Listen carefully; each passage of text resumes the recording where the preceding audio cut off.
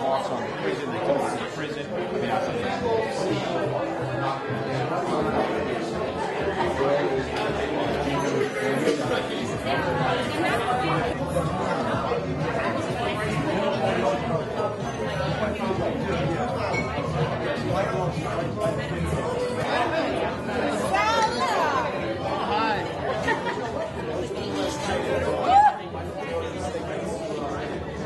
Members, so please give her your undivided attention, Miss Anne Louise DePardo.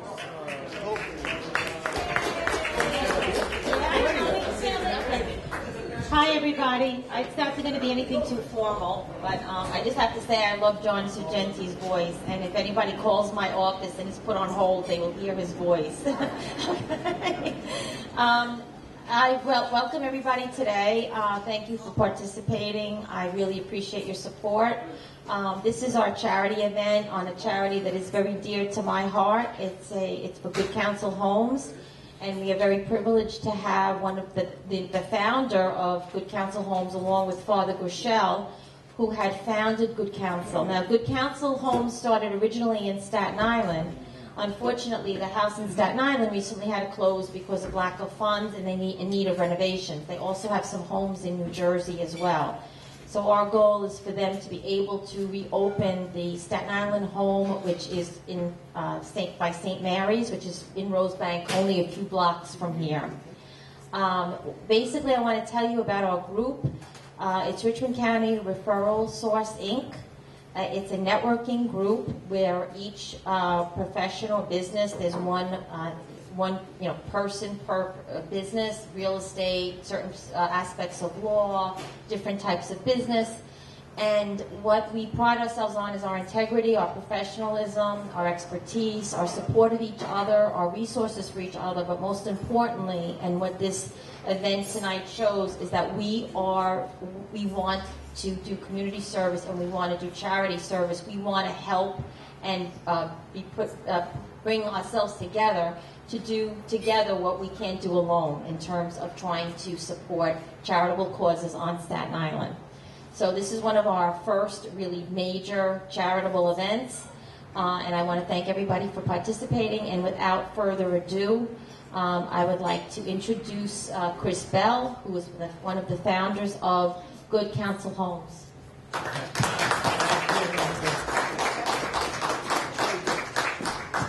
Does everybody here know Anne Louise and Mark?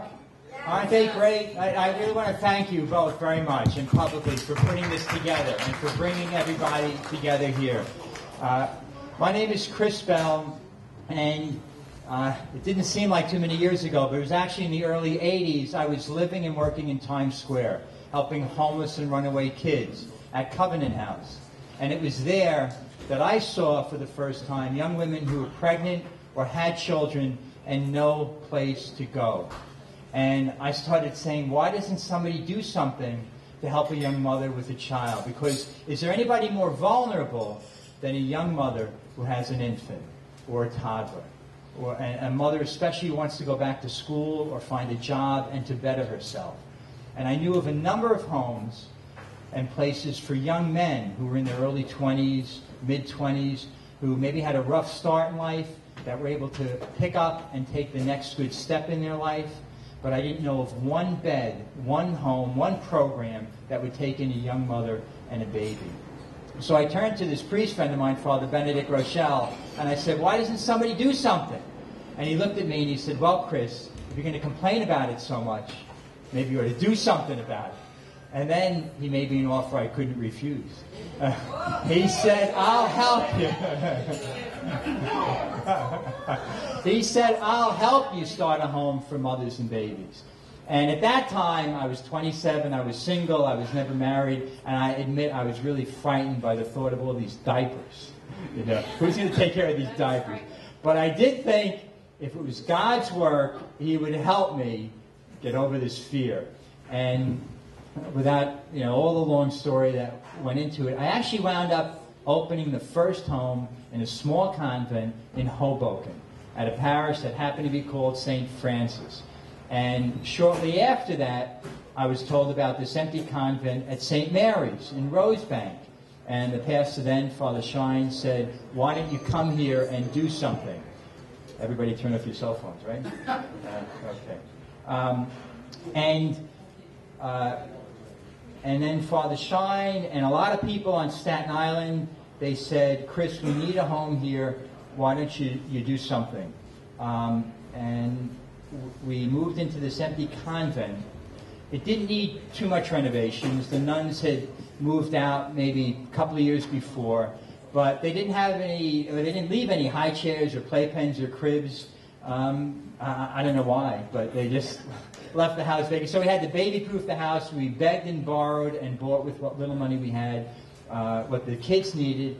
And in 1987, it was actually the week before Mother's Day, we opened up our home here.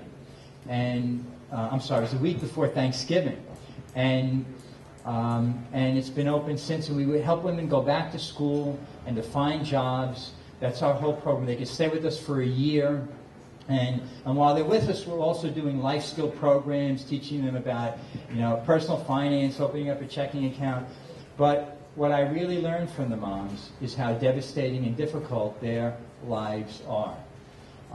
One Mother's Day, one of the girls who was supposed to go home to visit her mother came down the stairs kind of sheepishly, and I said to her, well, Jane, when are you going to go? And she says, I'm not going home now. I said, how come?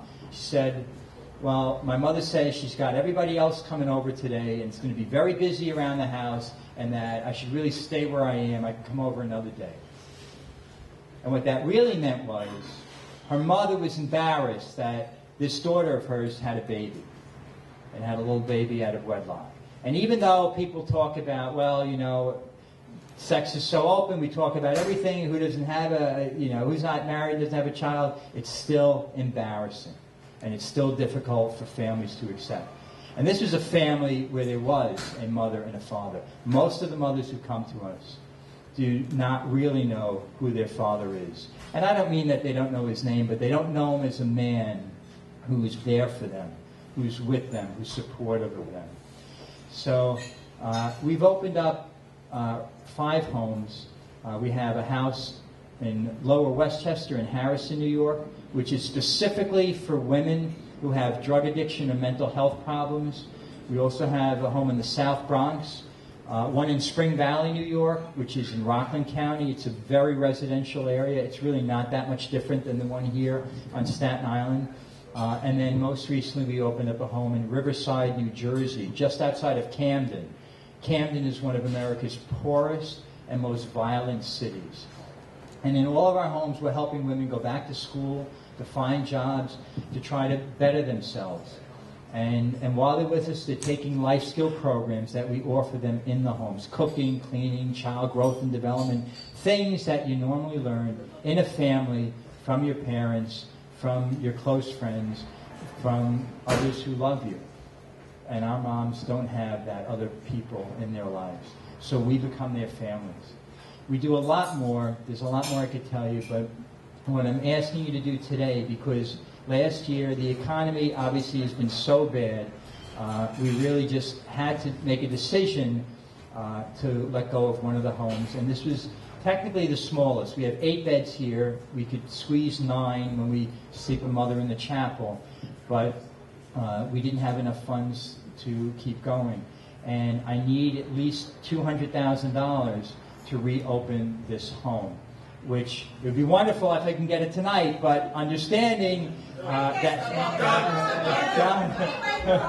maybe the first 100 tonight. But it's $1 at a time. We're going to restrict this money that you give, that you pledge, that you will help us out with, to reopening this home. Please, God, it may take 6 months, it may take a year, it may be a little bit longer, but the pastor is allowing us to stay here right now, just keeping the heat on, and we hope that we can reopen it for not only women on Staten Island, but we got women coming from Brooklyn, from Manhattan. There just aren't that many beds in New York City for a single mother who wants to take that next good step in her life. There are manila envelopes on the tables, and I know everybody's standing, so you may not get there. And I know a lot of you have already given a donation. And especially if you gave it with a check and I have your name and address, I promise I will not give it out. I'm really very, very jealous with my mailing list. But I would like to thank you, and I would like to write to you again. If you did give a cash donation, I certainly would like you to pick up one of these envelopes. And even if you did give something, if you look in the manila envelopes, there are pink and blue cards. The pink card is for a one-time gift. That means that if you just want to make one gift tonight, or if you've given a gift already, if you didn't put down your name and address, if you could give me your name, address, email address, maybe write in a comment of what your gift was or what you would like to be. You can make a credit card donation. There are white envelopes that you can put this into and then hand it to me. I'm obviously going to be here. You could even take it home, but it doesn't have our address here. So you might be at a disadvantage. By the way, on the back, there's a little note about Crescendo, which is just a movie about a single mother 250 years ago who was in a crisis pregnancy and got help. It's a movie about hope and healing. And what it also says is, it starts out by saying, do you think you could do something that could change the world? Can you do something that would make a difference for the whole world? And I'm telling you that what you give to Good Counseling, your help, is offering help, real concrete help, and hope to a mother and to a baby whom you don't know may make a big difference in the rest of the world. At the end of this little movie, Crescendo, a mom comes on who 18 years ago, in a home just like ours, but it wasn't ours, gave birth to a little boy named Justin. Today everybody knows that boy as Justin Bieber. Now, every one of our kids, maybe none of our kids, will be a Justin Bieber. But in God's eyes, every single person is infinitely valuable. And every single person has a unique presence in our world. And we don't know what kind of change that's going to make to us or to someone else. And the blue card is about a pledge. So even if you gave something tonight, and I know many of you were most generous, and I'm very grateful, but we're not going to get that $200,000 tonight, I'm afraid. But maybe I'll talk to Tony later and see. But Bill, all right. He's my 50 bucks. He's got 50 bucks. Okay, we'll set it up first, don't you worry. Thank you. You can think about making a pledge. If you fill out the blue card, maybe you can give something each month. Maybe you might want to give something before the end of the year. Again, you can put it on a credit card. You can say, bill me. I'll send you a note, a little reminder. I'm not going to strong arm anybody, but a little reminder. You can make a pledge, and you could be part of rebuilding, reopening our home on Staten Island to offer real hope and great help for a mother whom you may never meet, to a baby you may never know, but maybe somebody who may make a big difference in this world because of you, because you can make a difference in the world. I can't thank you enough. I can't thank Anne Louise and Mark enough for putting us all together here, for having this great food, right? I want to thank you again, Mark and Anne Louise. Thank you very much.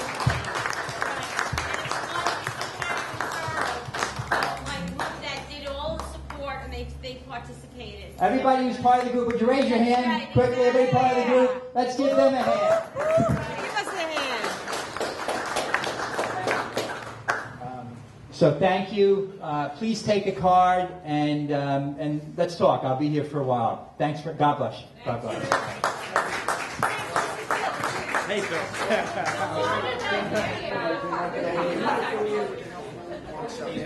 All right, take care. Nice to meet you, Chris. Diane, yeah,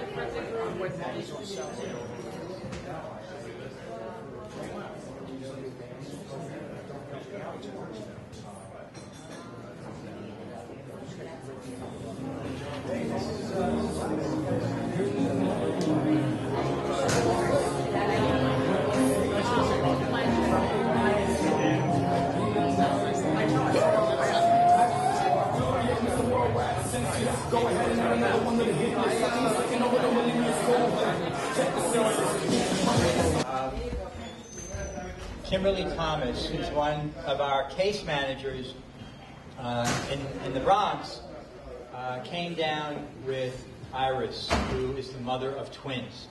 And they were a little bit behind me in terms of driving here, so I'm sorry they were late, but we're still here. And so Iris is going to share a little bit. She's been with us a little bit more than a year about her coming and her being at Good Counsel. So Iris, would you like to come?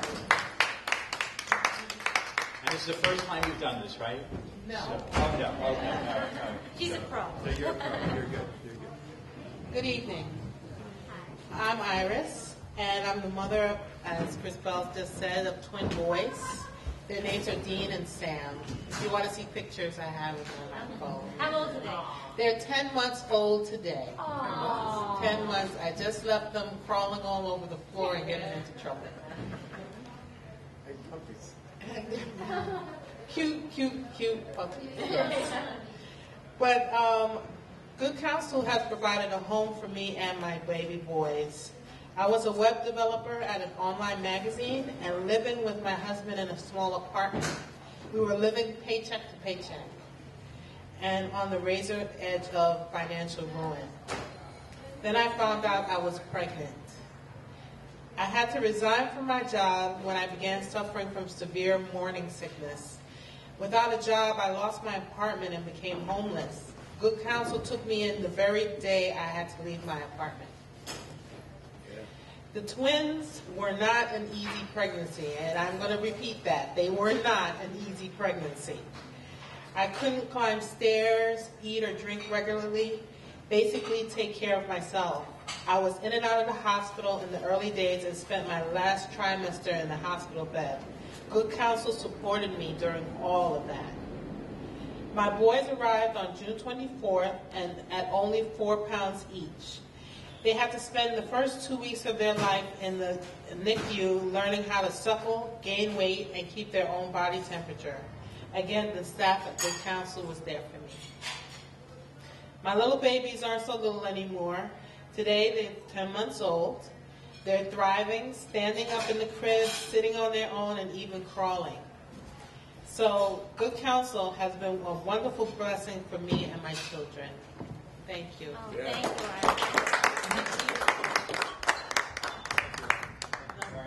Thank you for coming tonight. Okay. Thank you all again.